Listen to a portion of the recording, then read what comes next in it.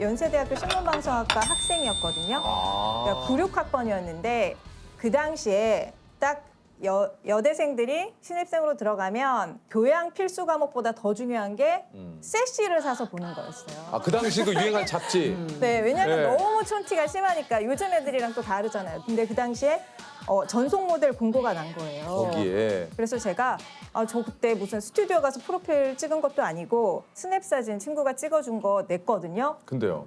된 거예요. 바로 네, 바로 돼가지고 모델 활동을 이제 점점 이제 시작하게 된 거예요. 병행을 하신 거군요. 네.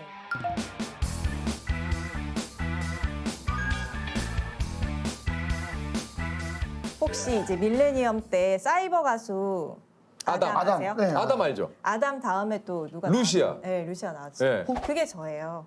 에? 진짜요? 아니, 그게 아니라 루시아는 나에게 필요한 건 너뿐이야. 하지만 난 널 본 적이 없어. 아날로그 시대였잖아요. 네네네네. 그러니까 정말 얼굴을 떴어요. 조소실 같은 데 가가지고 얼굴에다가 속고를 막 이렇게 올려서 제 얼굴을 본을 뜨고 그거를 토대로 CG 작업을 한 거죠. 아, 저는 박미경 그 한의사님이 루시아의 모델이었다는 걸 진짜 오늘 알았네요. 네, 그러다 보니까 어떻게 됐냐면 하다 보니까 아무래도 그런 에이전시나 이런 데서 연락이 오고 많이 오죠. 드라마가 있다 하면 이제 그때 신인 연기자들은 오디션을 보러 가잖아요. 네. 벡터맨도 이제 KBS의 유명한 드라마였기 때문에 제가 갔죠. 가서 오디션을 오디션을 보시고. 가서 따낸 거죠. 메두사를. 그러면 처음에 오디션 보러 갔을 때는 그냥 간 거예요? 아니면 원래는 뭐 다른 역할을 염두에 두고 가셨다가? 보통은 감독님들이 이제 역할을 그때는 따로 두시지 않고 대본 리딩을 시켜보고 뭐 이 역이 맞겠다 해서 이제 추천을 주시는 거군요. 저한테 메두사를 주시면서 공주보다 이쁜 애들이 악역하는 거야 이렇게 막 좋은 말씀을 해주셨어요. 아, 그러니까 애초에 그 뭐 악역을 하러 간 건 아니었고, 예. 이제 감독님이 일본의 경우에는 스타가 탄생할 때 그런 어린이 드라마의 그런 악역 맞아요, 같은 맞아요. 걸로 맞아, 이제 맞아. 시작을 한대요. 맞아. 그러다가 스타들과 팬들이 함께 나이가 들어가면서 평생 사랑을 받는다. 이게 인기가 어느 정도? 우리나라 히어로물이니까. 저는 어떤 걸 경험했었냐면 극장판을 이제 개봉하는 날 데스크처럼 차려놓고서 이제 하죠, 거기서 사인회 같은 거. 네. 사인회를 했어요. 애들이 그러니까 어린이 팬들이 너무 많이 오는 거예요. 그래서 와가지고 막 메두사다. 그래서 막 무찔러야지 하면서 아, 무질러겠죠. 약간 경계심에 갖고. 엄마 메두사 막 이러면서 저한테 막 그럴 땐 좀 이래가지고 리액션을 해주나요? 아니면 모른 척을 하나요? 제가 약간 이렇게 째려봐주고 실제로 뭐 메두사 역할도 째려봐도 되니까. 네네네. 예. 우리도 뭐 예전에 그 영구와 땡칠이 막 이런 거 하게 네. 되면은, 예. 막 장난 그 아니죠. 장사진을 이뤘어요. 장사진을. 그럼 영화관에서 영구야로 외쳤듯이 예. 니까 자, 지금부터 어린이 친구들 영구로 외쳐볼까요? 네. 영구야! 목소리가 작아요. 한 번 더 외쳐볼까요? 영구야! 그러면 이제 문 딱 열어서 영구 딱. 혹시 메두사 하실 때 네. 제일 자주 하던 대사는 뭐였어요? 메두사의 가장 그, 메두사? 예. 메두사 벡터맨을 없애버려! 못 없애잖아요, 근데. 못 없애는데 매회. 또 있어. 뭐 있어요? 뭐냐면 유 퀴즈는 내가 처리한다.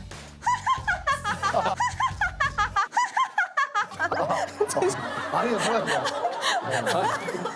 왜 악당들은 웃음소리가 맨날 저래야 되는지 모르겠어요. 내일 메두사 TV가 대국을 할 것 같아. 뭔가 메두사 TV. 재밌을 것 같아. 지금이 돼서 다시 또 저를 기억해 주시고 그럼요. 사랑해 주시고 찾아주시니까 얼마나 감사한지. 진짜. 제가 메두사 아니면은 여기 나올 수가 있었겠습니까? 근데 뭐 사실은 뭐. 메두사에서 또 가능했던 뭐 것도 가능했던 거 있죠. 맞아. 지금은 사실 예전에 비해서 이제 CG라든가 이런 특수 효과가 굉장히 네네. 좀 발전했지만 그 당시는 좀 어떻게 좀 촬영하는데 좀 힘이 많이 들었을 것 같은데요. 네, 그 당시는 그게 다 모형이에요. 그 당시 우주선도 모형이 있고 이 투구가 굉장히 무거웠어요.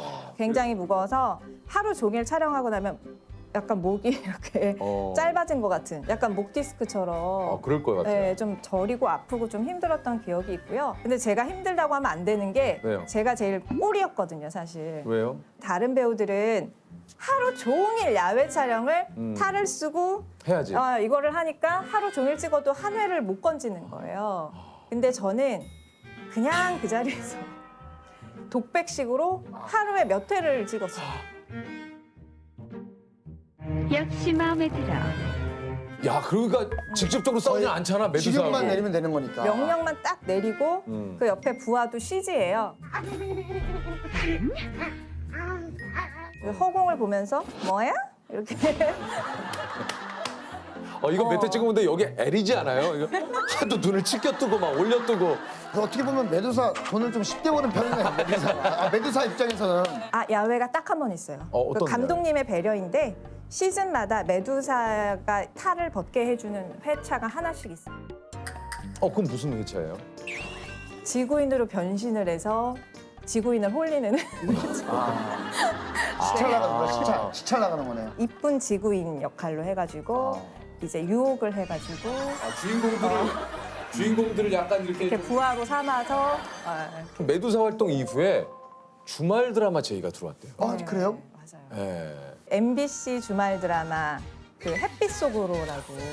그거 되게 힙한 드라마 아니에요, 햇빛 속으로?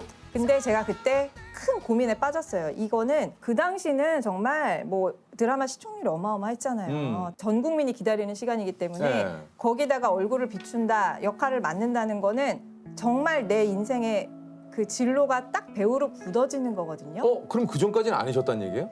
그래도 노력은 했지만 내가 여기 배우로 뼈를 묻어야 되겠다. 그런 생각까지는 못 해봤었거든요. 그런 거를 많이 고민을 했는데 사실 제 한계를 너무 많이 느껴가지고 저한테 그런 재능이 조금 부족하다. 아까 웃음이나 이런 거 톤 좋으시던데. 그래요? 더 좋은 분들이 너무 많고 또 얼굴이 너무 이쁘지도 않고 솔직히. 근데 아닌데? 아니 왜냐면 제가 되게 혼자서 다 하시니까 뭐 제가 죄송해요. 네, 얘기하세요. 메두사 TV 함께. 예, 메두사 TV. 왜냐면 나는 명문대 출신 여배우로 딱 내가 요 컨셉을 내가 하면 되겠다. 될 것 같아라고 하고 있었는데 갑자기 김태희 씨가 나타나가지고 서울대 출신에. 막 서울대 출신이신데다가 너무 이쁘시잖아요. 그래서 나는 그냥 내 그릇이 여기까지인 것을 인정을 하고 그만두겠다라고 생각을 하고요. 다시 학교로 돌아왔습니다. 저는 그런 결정을 하실 수 있는 분들이 참 대단하다고 생각하는 거예요. 멈출 수 있는 용기도 이게 용기거든요. 그러니까. 아니 왜냐면 누구나 다 그렇잖아. 그걸 안 해? 내가 지금 이게 뭐 내 스스로는 안 될 것 같아도 일단 그 사실 유혹을 뿌리친다라는 건 그거 쉽지 않은 결정이었을 텐데. 근데 배우 생활이라는 게 대부분은 오디션 보러 다니는 게 대부분이죠. 오디션 보고 떨어지고 그런 좌절의 시간들이 훨씬 많다 보니까 제가 그래서 이 길은 좀 어렵겠다라고 생각을 나는 많이 한 조금 것 아닌 것 같아요. 같다. 이 연기자 생활이 정말 녹록치가 않구나.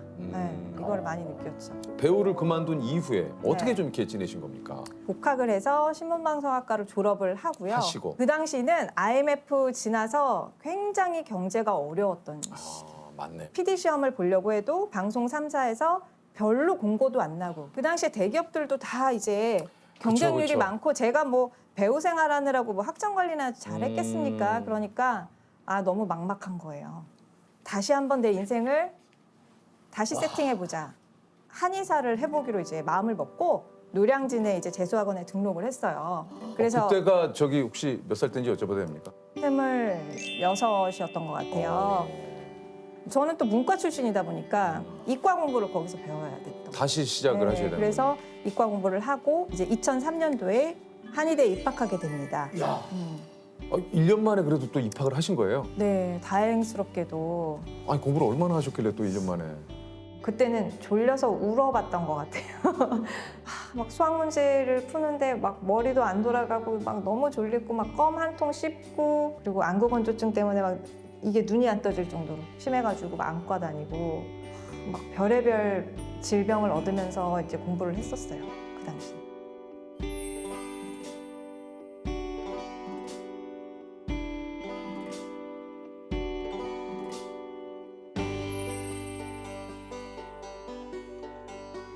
사실은 명탐정 코난은 저에게 있어서 20년 넘게 오랫동안 해온 장수 애니메이션 시리즈이기도 하고 거의 그 애니계의 전원일기 같은 느낌이에요. 그렇죠 전원일기 네. 예. 대한민국 대표 성우입니다.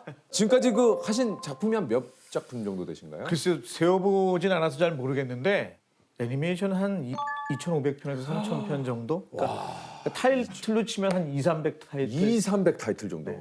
실제로 이제 34년간 일을 하시면서 저희가 방송에서 실제로 뵌 거는 오늘이 처음인 것 같은데요? 몇 번 출연을 하긴 했었는데요. 네네네네. 아무래도 그 TV 출연은 조심스럽더라고요. 뭐가 조심스러우세요?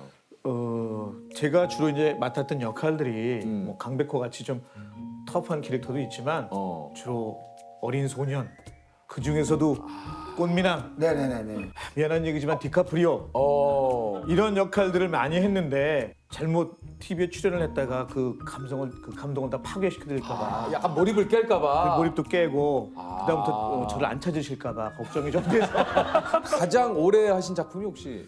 가장 오래 한 작품은 현재까지도 하고 있는 두 작품이 있는데 원피스라는 작품하고 명탐정 코난이라는 작품. 코난 또 제가 진짜 좋아하죠. 혹시 미래소년 코난을 알고 계신가요? 아니죠, 아니죠. 탐정 코난 얘기하는 거죠.